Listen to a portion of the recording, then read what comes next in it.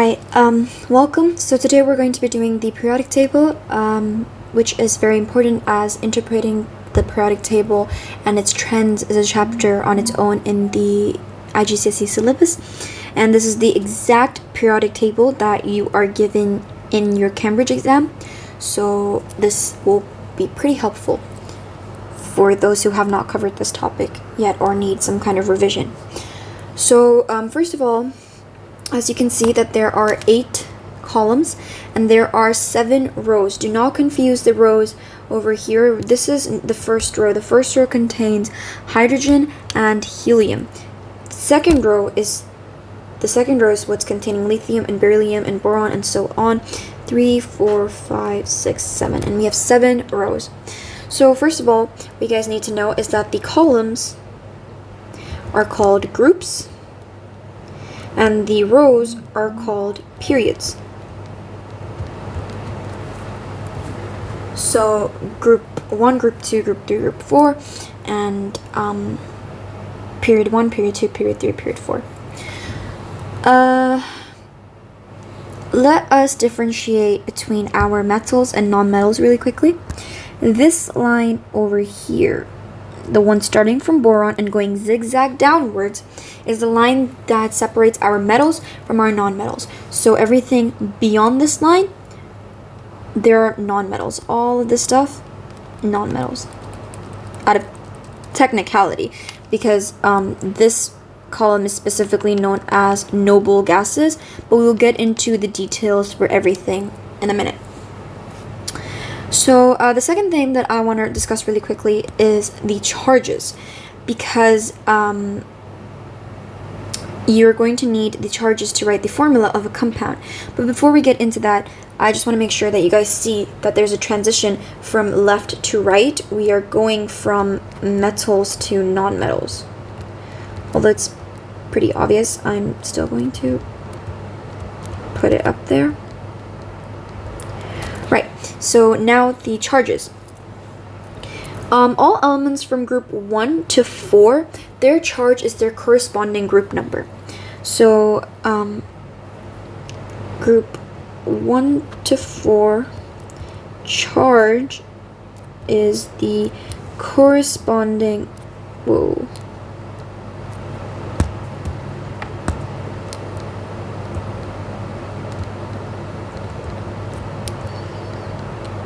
group number.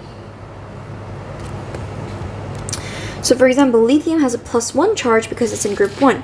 Magnesium has a +2 charge because it's group 2. Aluminium has a +3 charge because it is in group 3, and because these are metals, they're going to have a positive charge. Now for all elements from group 5 to 8, their charge is the difference between that number and 8.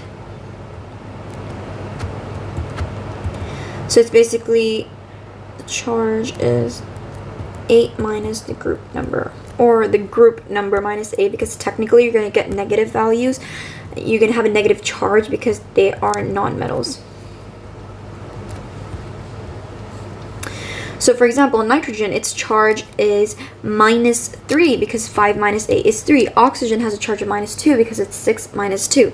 Now if you were asked to write a formula for, I don't know,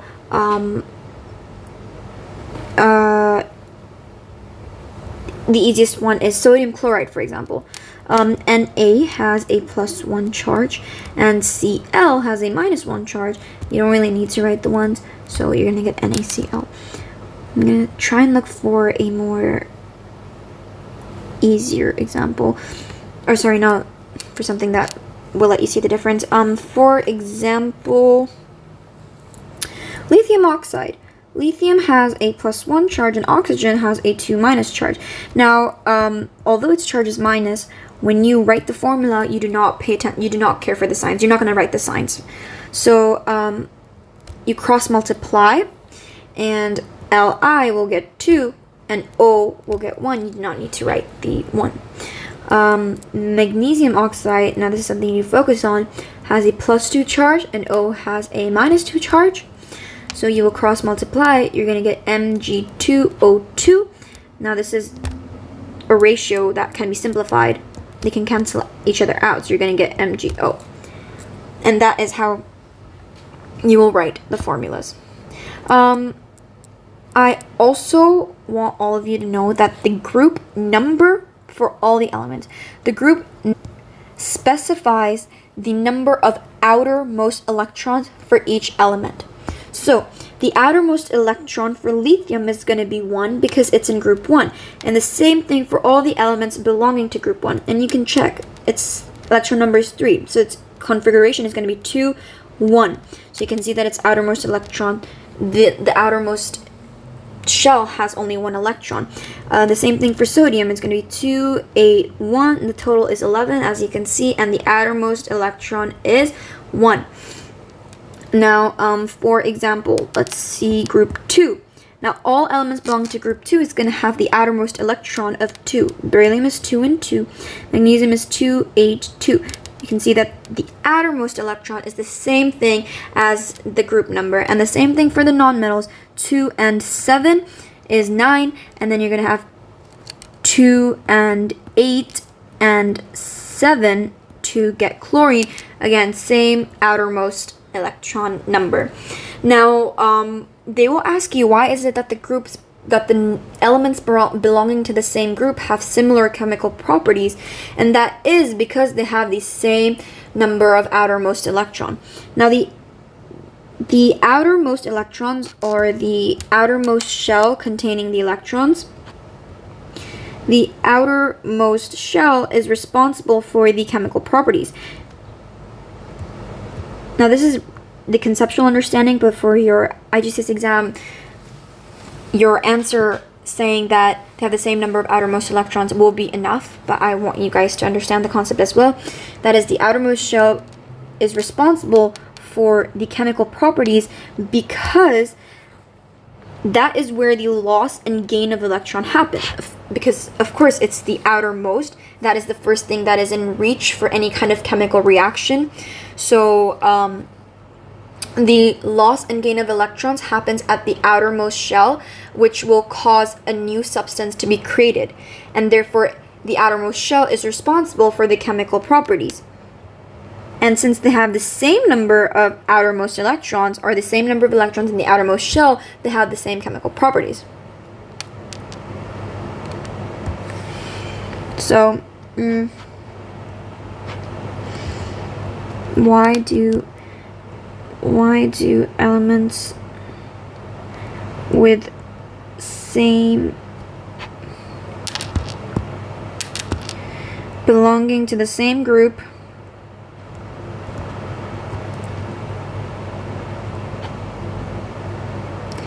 have similar chemical properties? And that is because they have the same number of outermost electrons. Now, I don't know if you guys noticed these trends, but I'm going to show them to you really quickly. From left to right, we have the metals and nonmetals. And have I mentioned that before? I'm not sure. But yeah, and from left to right, you can see that the atomic number is increasing. 3, 4, 5, 6, 7, 8, 9. So is the relative atomic mass, but that is not something that you need to remember. You can see that the atomic number is increasing. And just really quickly, although they've given the key to you over here, this over here is the atomic number representing the number of electrons, or, well, no, the number of protons. The number of protons and electrons are equal in an element. So you can say it either way. Then you have the symbol, then you have the name, and over here you have your relative atomic mass, which is the sum of protons and neutrons. Okay. The next thing that I want to discuss is the trends. So The group 1 elements right over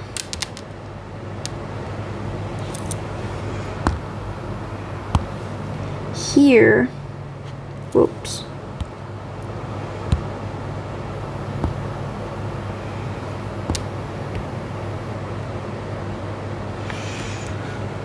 these are known as alkali metals. And they are relatively soft metals, and their trend is very important. The trends for the periodic table, they're very important. So the first thing that you need to know is that as you go down the group, the melting point decreases.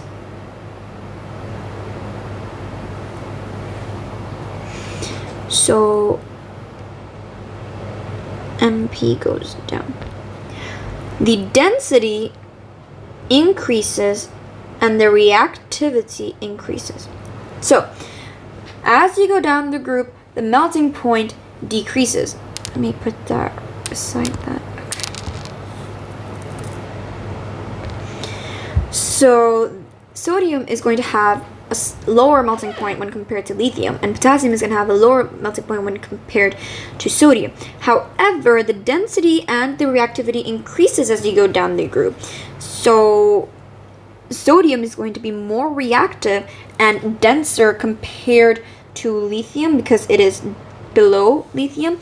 Potassium is going to be denser and more reactive than sodium as well as lithium because it's below both of them, and so on and so forth. So basically, you can conclude that francium, although they're not going to go as far as francium in your exam, they're only the farthest that they will go is cesium, but you can conclude that francium is the most dense and reactive metal in group 1. Group 2 follows the same trend as group 1. This group right here, change the color to yellow, okay. This group right here, they are known as the transition metals, and they have a set of properties that distinguishes them from the rest of the groups and trends, and we will get to them in a minute. Let's look at the trends for group 7, also very important, right over here. Over here, okay. So as you go down the group, the density increases like group 1. So that's one similarity. Density increases. Guys, always know the trends as when you go down the group because that's how it works. You're going to read the first thing and you're going to go below that. So all your trends are according to how it will progress as you go down the group. So the density increases and the density increases. The reactivity decreases. So over here, fluorine is the most reactive when compared to the ones below. So fluorine is more reactive than chlorine. Chlorine is more reactive than bromine because the reactivity decreases, and astatine is the least reactive because it's below, it's all the way down there. So as you can see the difference between 1 and 7, the element that is the lowest is the most reactive in group 1, and in 7 the element that is the highest is the most reactive in the group. What you also need to know is that as you go down the group, the states of the elements change. So we start off from gas. Chlorine is also a gas. Bromine starts to become liquid, and iodine is a solid, and so is astatine. So we start from gas. This is for group 7, guys. So we start from gas, we go on to liquid, and eventually become solid. And simultaneously, what happens is that the color of the element becomes darker as you go down. So for example, chlorine is a pale green gas, and then bromine is a red-brown liquid, and then iodine is kind of like a gray purplish solid. And there have been times, there was a question in the IGCSE theory exam for chemistry that predict the properties of astatine, because it's not an element you study in depth, but you should be able to interpret it through the trends of the periodic table. And that is that since astatine is the lowest, you can predict that it's going to be a solid, so that's going to be its state, because as you go down the group, the state changes to solid slowly, and it's going to be black because it's supposed to be darker than whatever is above it. And from this you can also deduce what happens to the melting point and boiling point. Now, since we are slowly transitioning to a solid, you can predict that the melting point as you go down increases, because what's happening is the atoms are getting closer and closer together, and they're having stronger bonds, which require more energy for them to be broken. So for example, this is a gas, so it's completely spread out. This is what a liquid would look like, relatively closer to each other, and this is a solid. Oh, sorry.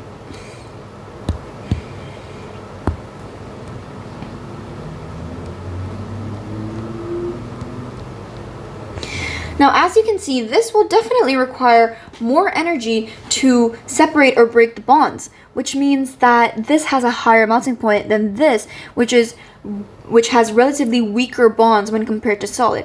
So as you go down the group, the physical state is changing, and it's changing to a solid, which means that the melting points are increasing because the bonds are getting stronger and they require more energy to be overcome.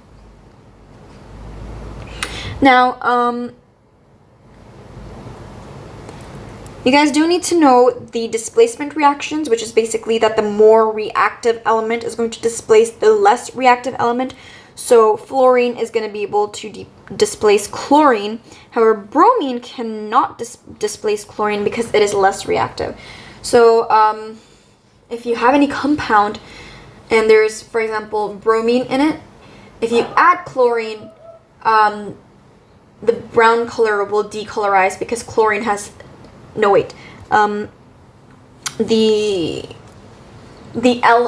compound will actually become brown because chlorine displaces bromine, causing bromine to be alone in the compound. Now, I probably should have now I will give you an example. For example, if it's 2KCl,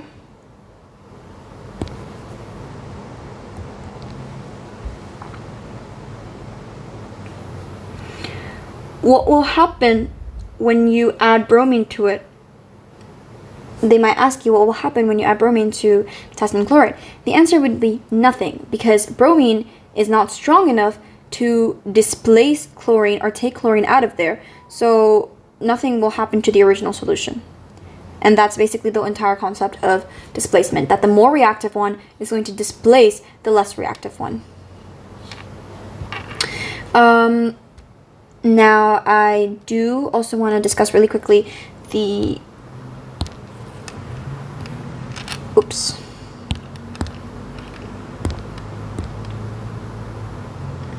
noble gases, and they're simply the ones belonging to group 8.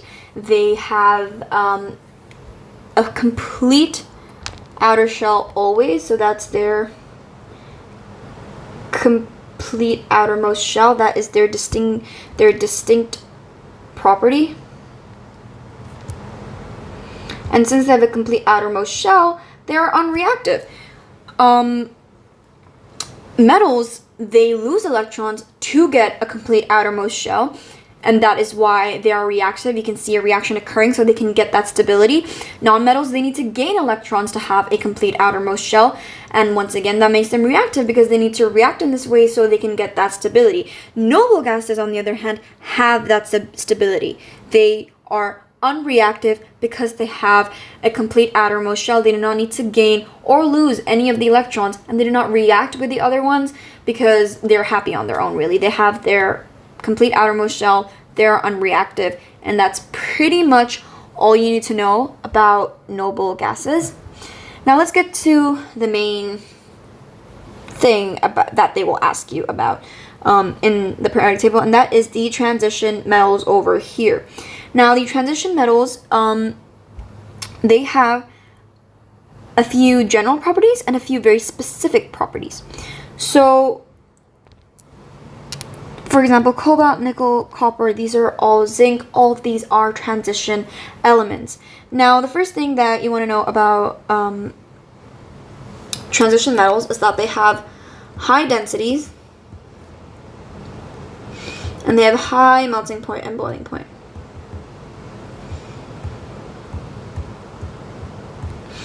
So, transition elements. Now, these are two very general properties of transition elements. Now, there are three very important properties for the transition metals, and that is one very important. These distinct properties of transition elements is that they form colored compounds. You will see in the future that a precipitate that has copper is actually blue. So we will look at a few compounds with transition elements as an element in the compound later in the future. But basically, their properties that they form colored compounds. They act as catalysts.